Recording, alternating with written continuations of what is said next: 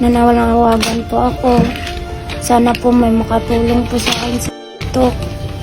Kahit yung gamutan ko lang po at saka yung pagkain po na yung pamilya. Sana po, may mabigyan din po kami na maayos na matitirahan. Kasi po, hirap na rin po kasi ako eh. Namumblema din po kasi ako gawa ng titirahan po namin. Pinapaalis na po din kasi kami dito. Sana po may makapanood po nung video ko po sa TikTok. Sa kalagayan ko po ngayon, hirap na po ako.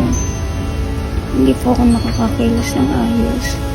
Hindi ko po natutulungan yung asawa ko. Siya lang po laging gumagawa. Kaya sana po may makatulong po sa amin. Kahit na lang po sa gamutan ko po kasi mahal po talaga yung gamutan ko. Hindi po talaga kasi kayang bilhin. Wala rin po kaming pera. Minsan po hindi po pa kami kumakain. Pag hindi po nakakapangalakal yung asawa ko po, wala kaming pagkain. Minsan po lang yung kinakain namin.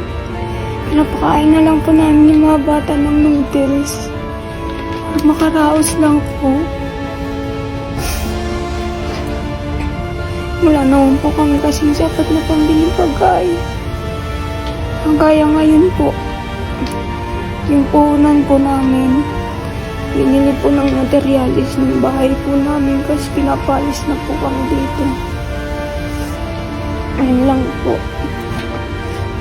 Sa makakatulong po, maraming salamat. Higit po akong nagpapasalamat talaga.